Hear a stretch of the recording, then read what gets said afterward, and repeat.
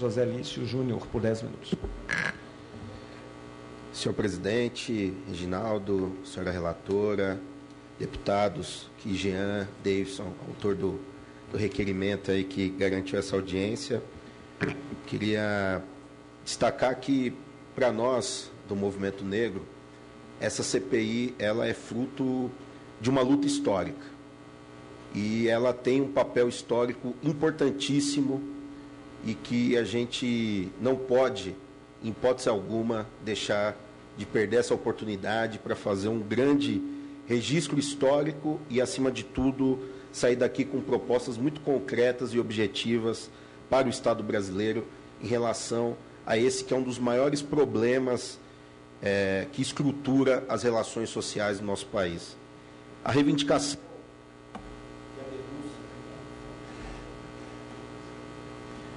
A denúncia sobre a violência praticada contra o nosso povo não é uma novidade.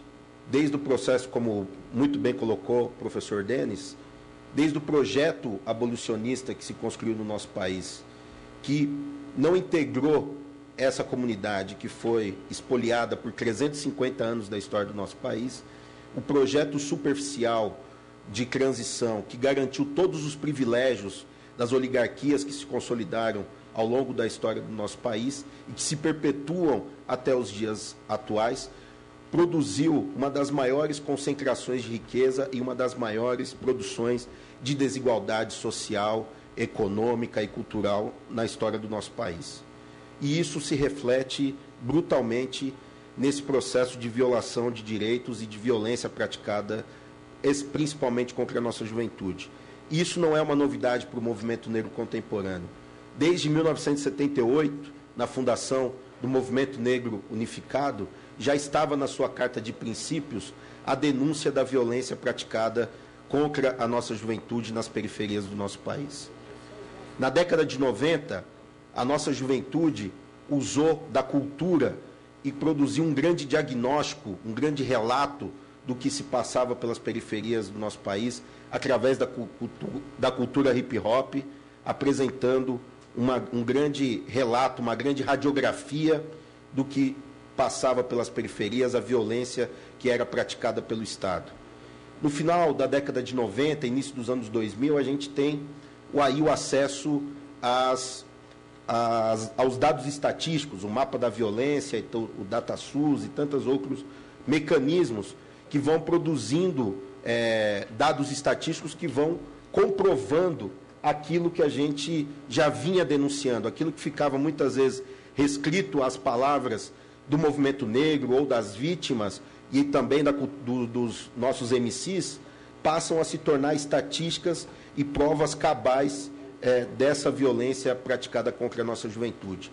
E a partir desses dados estatísticos, nós podemos ousar a dizer que não se tratava apenas de algo factual ou algo episódico, um extermínio episódico, mas a partir desses dados nós podemos caracterizar que é um processo de genocídio praticado contra a nossa juventude aqui no nosso país.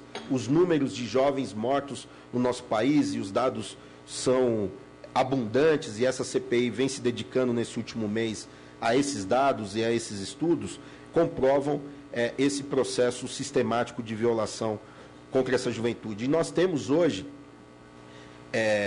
uma nova incorporação, digamos assim, que evidencia esse processo de genocídio, né? Que é o uso das novas tecnologias. Então, hoje, os smartphones, os celulares que gravam, têm sido um grande instrumento para a denúncia desse processo de genocídio, né? Que são nos casos exemplares que a gente pode tipificar e exemplificar aquilo que nós sabemos que acontece de forma sistemática. E isso chega ao absurdo de jovens filmarem a sua própria morte, como do jovem que filmou a sua morte lá no Rio de Janeiro, ou até mesmo um dos grandes embates que a gente vem cravando no último período, que é o debate sobre a questão dos autos de resistência. As novas tecnologias têm sido um grande instrumento para desmistificar as versões dos inquéritos feitas pelos policiais. Cabula, é possível dizer, antes dos inquéritos, que foi uma intervenção militar por conta do uso de celulares. No próprio caso do DG no Rio de Janeiro, outros casos de violências praticadas em São Paulo, tem sido antecipada. O caso, por exemplo, da chacina do Rosana, que matou o DJ lá, né, também foi fruto de uma denúncia feita por um possível revide a uma ação de filmagem de uma intervenção policial desastrosa. Então, é um novo elemento que traz à tona, que evidencia e que consegue, inclusive, furar o bloqueio midiático que tenta deturpar ou invisibilizar essas mortes, mas com as novas tecnologias, com as redes sociais, isso vem ganhando notoriedade e visibilidade muito importante. Então, eu acho que essa CPI ela tem desafios enormes. Primeiro, nós estamos diante de um momento conjuntural muito complexo, onde a lógica e a cultura do medo e da violência vem se prevalecendo e ela resultou numa correlação de força no espaço de poder legislativo do nosso país muito desfavorável e muito adepta a uma visão retrógrada, na minha concepção, de desenvolvimento social e de uma visão sobre a segurança pública no nosso país. Então, eu acho que nós temos um desafio gigantesco. Essa CPI tem um desafio gigantesco de romper com a ideia de que pensar a segurança pública ela é só pensar a partir dos agentes de Estado que estão na ponta. Como a Jaqueline muito bem pontuou aqui, quando um policial saca uma arma, é porque todo o sistema de segurança pública falhou. E, infelizmente, nessa casa, há um corporativismo que personifica a questão da violência somente a partir do agente policial na ponta. E nós entendemos que a polícia, dentro da estrutura do Estado brasileiro, ela tem uma função social. Podemos dizer que os policiais não são racistas, mas a PM ela tem uma função social importantíssima de controle social.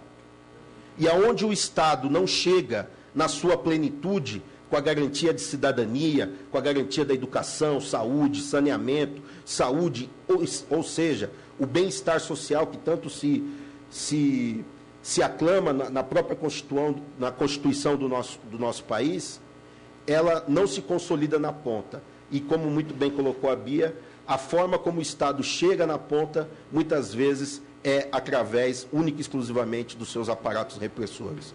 Muito me assustou quando algumas pessoas foram na rua dizer que queriam intervenção militar no nosso país. Nós, moradores da periferia, já conhecemos a intervenção militar no nosso país. Nós sabemos o que é a intervenção militar no nosso país. Porque no nosso território se ocupa, se invade as nossas casas sem mandado, se mata para depois perguntar se é culpado, se encarcera de forma totalmente desproporcional, e o próprio sistema judiciário também contribui para um alto índice de encarceramento da nossa população sem dar respostas. Então, para nós, pensar a segurança pública é pensar um projeto de desenvolvimento para o nosso país. É pensar um modelo de desenvolvimento e de cidadania, e, nesse sentido, nós ainda precisamos avançar muito. Eu acho que um grande exemplo disso é o que acontece no Rio de Janeiro a partir das UPPs. As UPPs são um grande exemplo de que o projeto, quando se foi pensado, se dizia, não, primeiro nós precisamos ocupar para depois se garantir a cidadania. E o que nós estamos vendo é uma UPP dentro de uma escola pública. Esse é o resultado direto de uma proposta de militarização dos territórios sem um avanço concreto da cidadania e da garantia de direitos sociais para essas pessoas. Não é possível a gente pensar um processo de redução da letalidade com um ajuste fiscal que vai ser votado daqui a alguns dias, ou talvez essa semana ainda. Hoje vai ser votado um ajuste fiscal que tira brutalmente os direitos previdenciários do nosso país. Um ajuste fiscal ou um outro projeto como a terceirização que precariza as trabalhadoras domésticas, os trabalhadores que estão na ponta, na sua maioria formado pela população negra.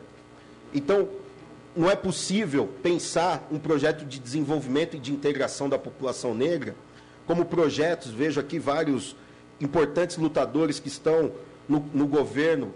Não é possível pensar um processo de desenvolvimento enquanto um programa tão importante como o Juventude Viva continuar sendo uma concha de retalhos e não ter orçamento, não ter recursos para a sua efetiva implementação no nosso país, ou a CEPIR ter um orçamento que, se dividido pelo tamanho da população brasileira, dá 50 centavos por ano por negro no nosso país. Não dá para pensar um modelo de desenvolvimento e o fim da segurança e um outro modelo de segurança pública reservando quase 46% do nosso orçamento para pagamento de dívidas e amortizações da dívida pública do nosso país. Não é possível a gente pensar que o nosso país, enquanto o mundo, que tem uma brutal concentração de riqueza e tem 1% da população até o ano que vem, vai ter 50% da riqueza, no nosso país, 0,02% da população detém 46% da riqueza do nosso país. Então, se não tiver distribuição de oportunidades, de distribuição de renda, um projeto de desenvolvimento, de fato, que inclua a população negra no desenvolvimento do nosso país, não será a guerra às drogas, a guerra à violência e essa cultura do medo que vai dar conta de um problema que é estrutural e central para a gente pensar um outro modelo de sociedade. Eu acho que essa é a contribuição que o Círculo Palmarino quer trazer, e eu acho que essa CPI tem um desafio enorme de construir um espaço histórico, altivo, e nós queremos aqui reivindicar, assim como teve a dirigência ontem no Rio, na próxima semana estarão em Salvador, essa CPI precisa chegar a São Paulo. Em São Paulo, há uma peculiaridade onde, além da alta letalidade da polícia no seu serviço, né, no momento do serviço, nós temos fortes indícios de uma ação de grupos de extermínios, de grupos paramilitares que atuam, inclusive, muitas vezes a partir de interesses de pequenos comerciantes, de pequenos latifúndios, digamos assim, até mesmo dentro das periferias, para agir de forma contundente contra a nossa população. E isso é o braço armado do Estado, não fardado, mas operante nas suas ações, e isso vem resultando, como, por exemplo, há fortes indícios que a própria chacina no Pavilhão 9, a chacina como Orlando acompanhou lá no São Luís, o próprio DJ lá, e a chacina do Rosana, as chacinas que ocorreram na Vila Medeiros e na Zona Norte, e em toda a região metropolitana, vem demonstrando que há indícios fortíssimos de ações de grupos de extermínio no estado de São Paulo, e lá a gente vem mobilizando, no próximo dia 13 de maio, nós vamos fazer um grande ato em defesa das cotas nas universidades públicas paulistas, mas, sobretudo, também discutindo a questão da violência policial, a questão da redução da maioridade penal, que para nós é um retrocesso. Só para concluir, eu tenho acompanhado todos os debates sobre a questão da redução e eu não consigo enxergar em nenhum argumento que defende a questão da redução da maioridade penal, não há nenhum argumento concreto que justifique, por estatísticas, por decisões contundentes que provem que reduzir a maioridade penal resolve o problema do nosso país. Pelo contrário, nós percebemos que isso se transformou numa grande bandeira ideológica dos setores conservadores que tentam hegemonizar o parlamento brasileiro e que transformaram isso numa questão de honra. E nós, do movimento social organizado, e as trincheiras que nós construímos com os nossos representantes aqui nesse espaço, devemos, com altivez, dizer um não à redução da maioridade penal, porque isso é um retrocesso e, mais uma vez, não resolve. Pelo contrário, aguça o problema da violência, do encarceramento e da violência e da violação de direitos contra a nossa juventude na ponta, que clama por democracia, que clama por igualdades de oportunidades e por um desenvolvimento real da nossa sociedade. Muito obrigado. Obrigado, professor José Lício Júnior.